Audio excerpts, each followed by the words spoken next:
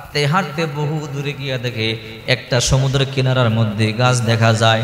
মনে মনে ভাবলো, এই যে গাছটা এই বাড়ি পাশে আছে, এই বাড়ির মালিকেরই গাছ হবে। বাড়ির মালিকের কাছে গিয়ে সালাম দেয়, আসসালামু আলাইকুম ওয়া রাহমাতুল্লাহ। বলে, কে তুমি? বলে, ও আল্লাহর বান্দা, এই যে সমুদ্রের পারে এই ফল গাছ, এটা কি আপনার? বলে, হ্যাঁ। বলে, আমি একটা ভুল করেছি, অন্যায় করেছি। কি করেছো? আমার বাড়ি বহু দূর, আমি 3 দিনের ক্ষুধা নিয়ে সমুদ্রের পাড়ে দিয়ে হাঁটতেছিলাম, ক্ষুধার যন্ত্রণা সহ্য হয় না।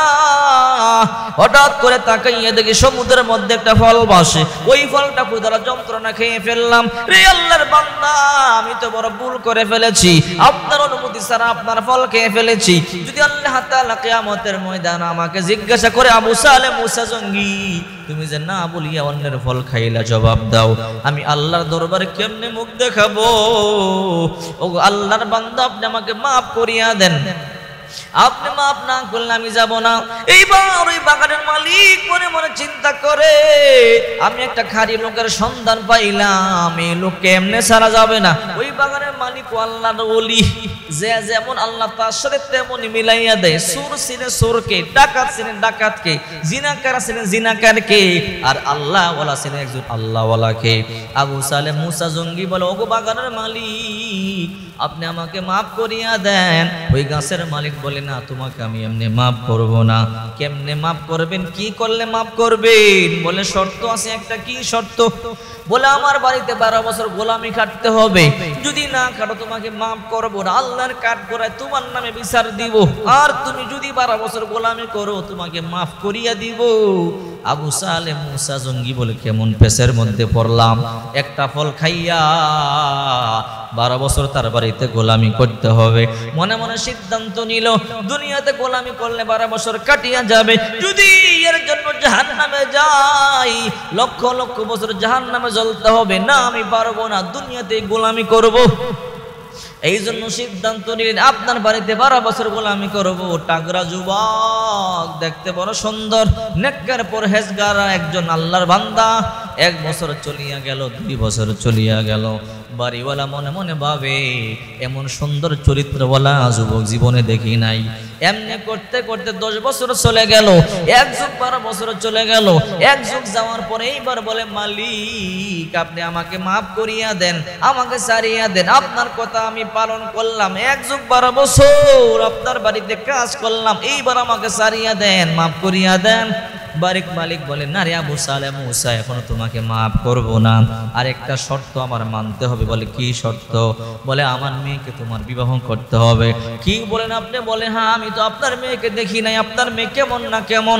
এবার গাছের মালিক বলে, রে আবু সালেহ মুসা জঙ্গি, শোনো, আমার মেয়েটা চোখ থাকতে অন্ধ, চোখ দিয়ে দেখে না। আমার মেয়েটা মুখ থাকতে বোবা, মুখ দিয়ে বলতে পারে না। আমার মেয়েটার পা থাকতে লুলা, চলতে পারে না। আমার মেয়েটার হাত থাকতে সাপ দিয়ে ধরতে পারে না। এই মেয়েটার বিবাহ করতে হবে। আবু সালেহ জঙ্গি চোখের পানি গুলো সারিয়া সারিয়া কান্দে, আল্লাহ, এ কেমন পরীক্ষার মধ্যে আমারে ফালাইলা, একটা ফল খাওয়ার জন্য 12 বছর গোলামি করাইলা, আর এখন এমন মেয়ের গলার মধ্যে ঝুলাইয়া দিবা, যারে সারা জনম ভর কাঁধে নিয়ে আমার চলতে হবে, যার হাত নাই, পাও নাই, চোখ নাই, মুখ দিয়ে কথা বলতে পারে না।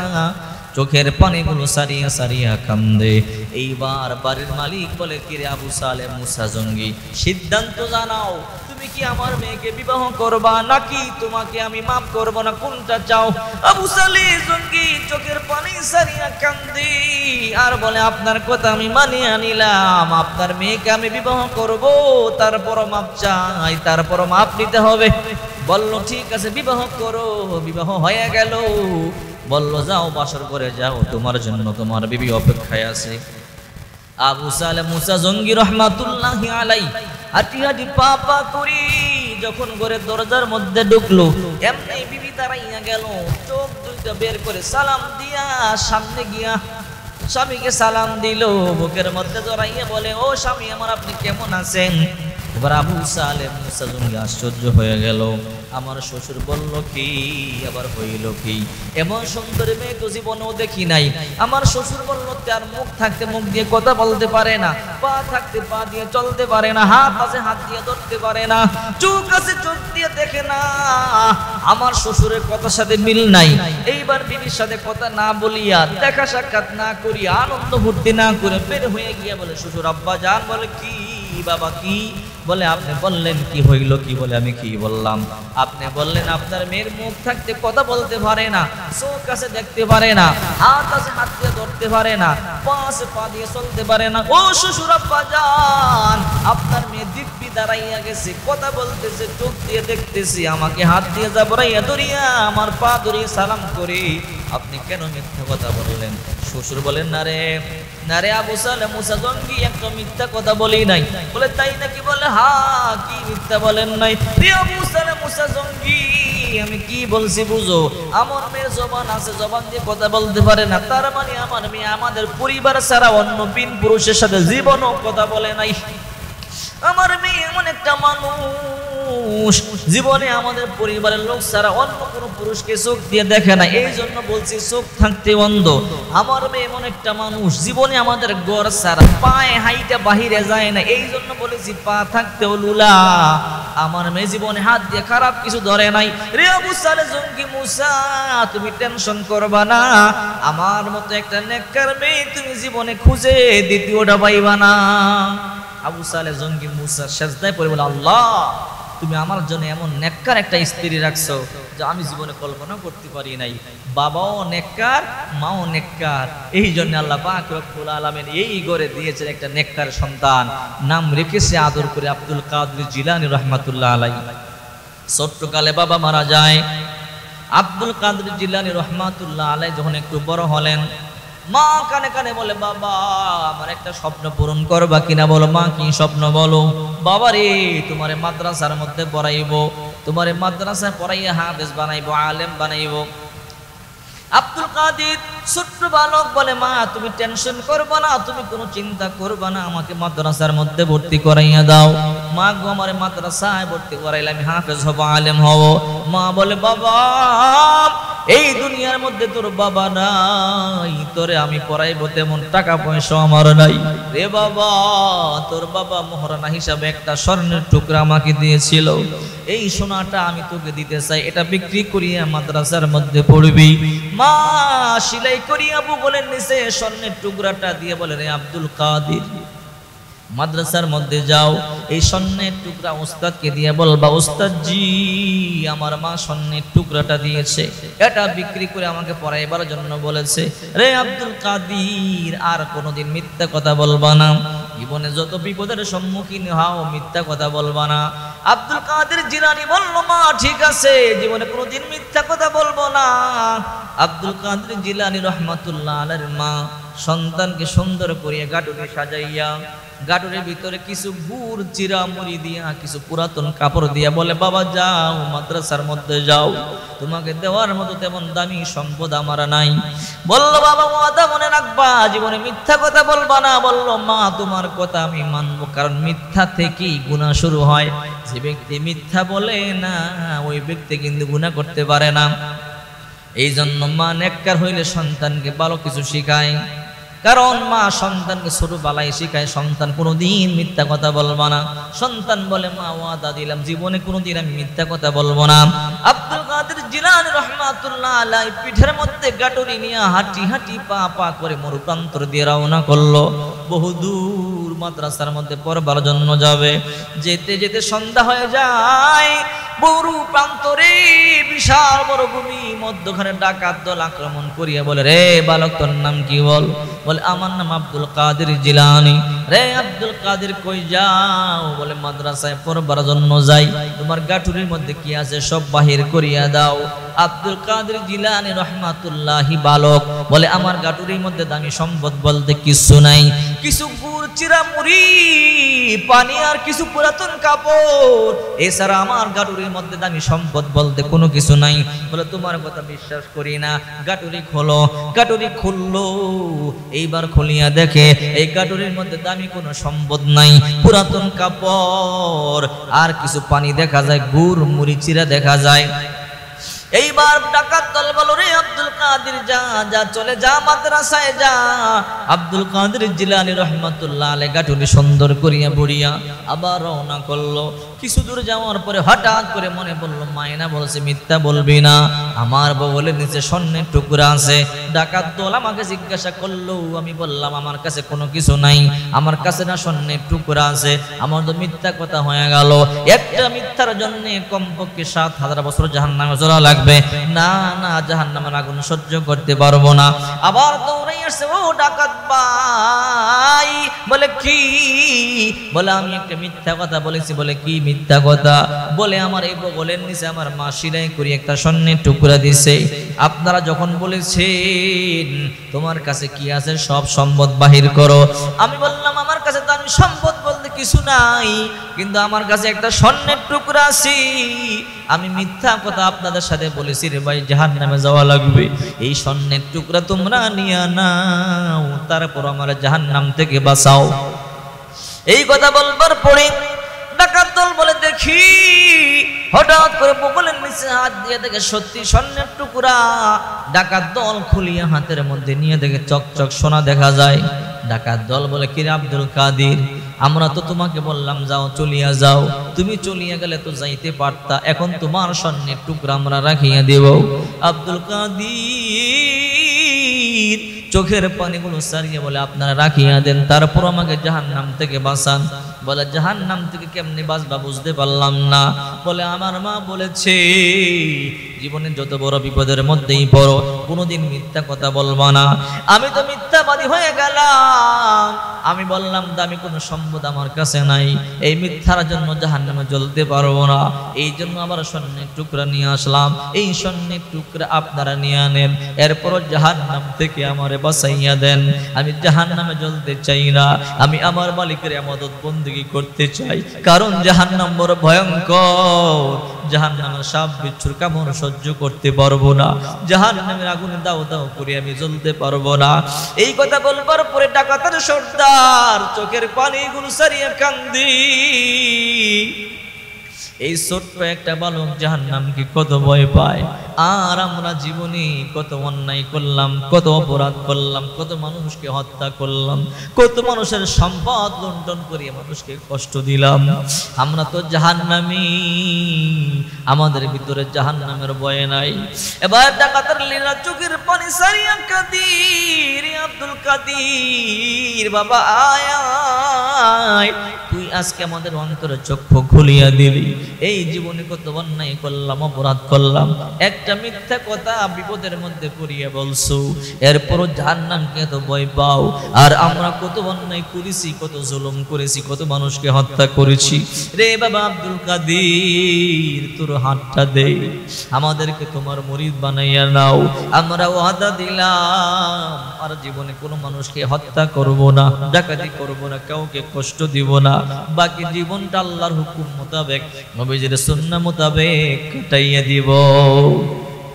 ডাকাতের লিডাররা তওবা করলো, ভালো হয়ে গেল। স্বর্ণের টুকরাটা আব্দুল কাদের জিলানীকে আবার উল্টা ফেরত দিয়ে বলে, যাও বাবা যাও, এই স্বর্ণের টুকরা নিয়ে তুমি চলিয়া যাও।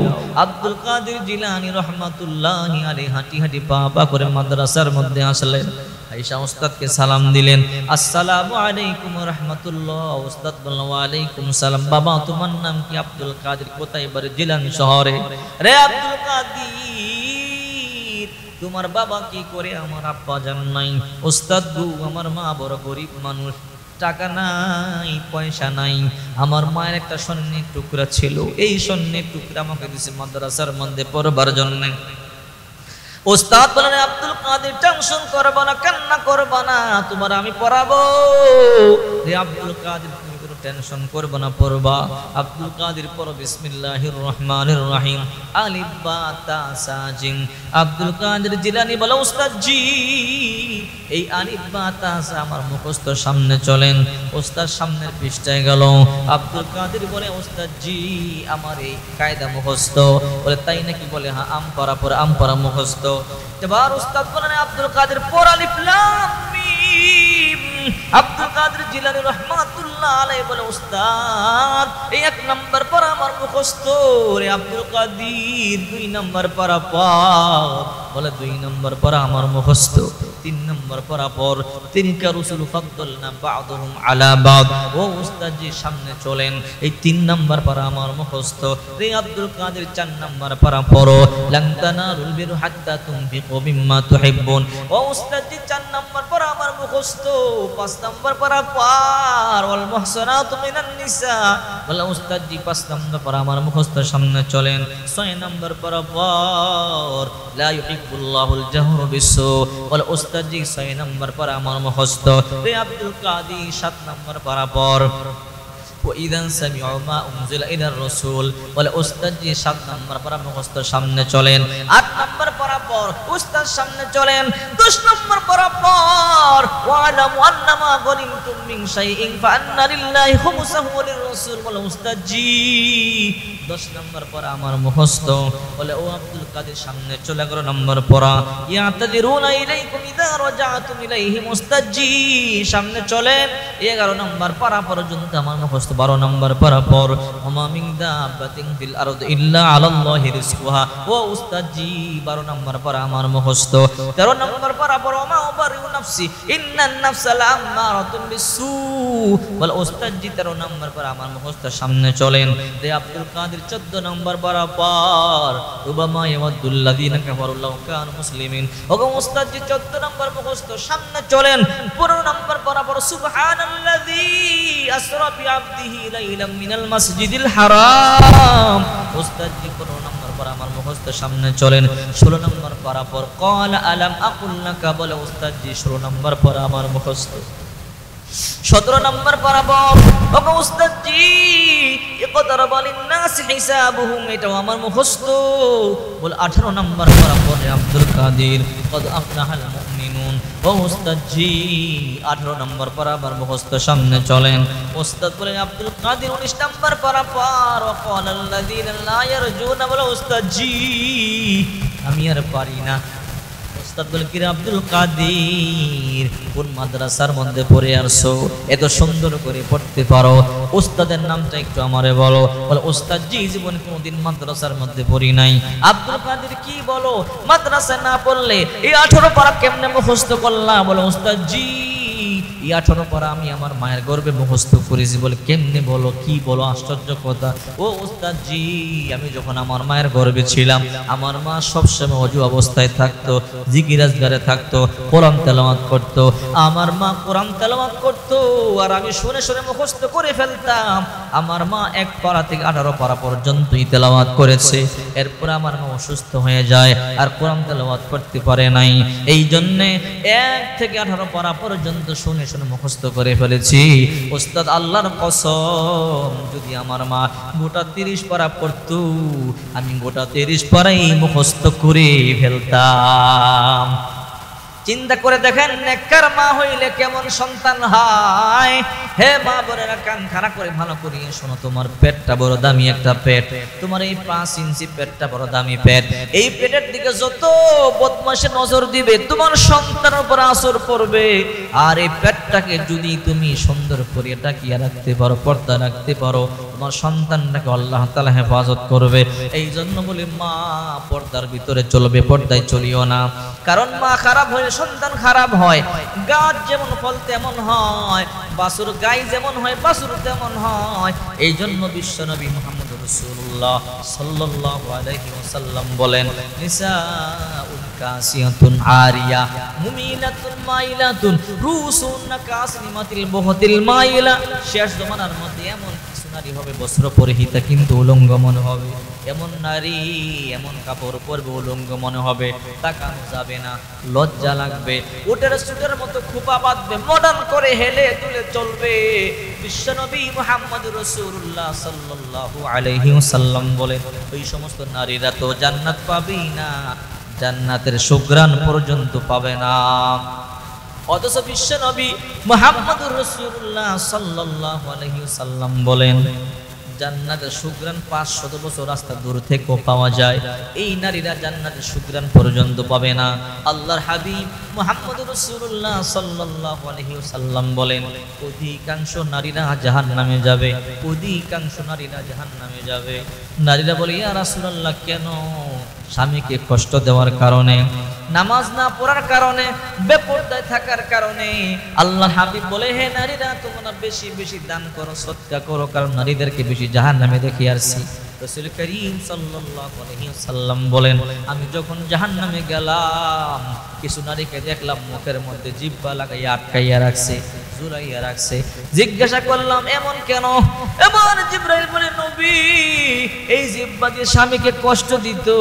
আবার দেখলাম কিছু নারীকে চুলের মধ্যে বাঁধিয়ে আটকাইয়া রাখছে। কেন রে জিবরাইল? বলে, তারা দুনিয়ার মধ্যে চুল বাহির করিয়ে পুরুষদেরকে আকৃষ্ট করত, বিভিন্ন কালার করত। আবার এমন কিছু নারী স্তনের মধ্যে বর্ষি লাগাইয়া ঝুলাইয়া রাখছে, কারণ স্তন দেখাইবার জন্য টাইট জামা পড়তো। সাবধান মা বোনেরা, কিয়ামত বড় ভয়ঙ্কর, জাহান্নামের আযাব বড় ভয়ঙ্কর। মন গড়া জিন্দেগি চালাইবা না রে মা, তাহলে জাহান্নামে যাইবা। দেখুন আল্লাহর নবীর কলিজার টুকরা কন্যা ফাতেমা, নবীজি যাকে বেশি ভালোবাসতো, রাসূল করিম সাল্লাল্লাহু আলাইহি ওয়াসাল্লাম বলেন, ফাতিমা বিজাতুম মিন্নি, ফাতিমা আমার দেহের অংশ, কলিজার টুকরা। ফাতেমাকে যে ভালোবাসে, নবীকে ভালোবাসে। অথচ ওই ফাতেমা এমন সময় গেছে 3 দিন পর্যন্ত না খাওয়া ছিল, এমন সময় গেছে 7 দিন পর্যন্ত না খাওয়া ছিল, এমন সময় গেছে 15 দিন পর্যন্ত না খাওয়া ছিল, এমন সময় গেছে 1 মাস পর্যন্ত না খাইয়া ছিল। এরপরও কোনোদিন গীবত করে নাই, আল্লাহর উপর অসন্তুষ্ট হয় নাই। এই মা বোনেরা সাবধান, দুনিয়ার চাকচিক্যের মধ্যে পড়ে আল্লাহকে ভুলে যাইও না, নবীকে ভুলে যাইও না। কারণ এই জিন্দেগি আসল জিন্দেগি না, পরকালটাই কিন্তু আসল জিন্দেগি। মরবার পরে যখন আমরা কবরে যাব, কমপক্ষে 40,000 বছর থাকা লাগবে। কবরটাই হবে 40,000 বছরের সমান। আমরা এই দুনিয়ার মধ্যে আছি 50-60 বছরের জিন্দেগিটাই কত বড় মনে হয়, আর কবরে থাকতে হবে কমপক্ষে 40,000 বছর। রাতের পুলটা হবে 30,000 বছরের রাস্তা।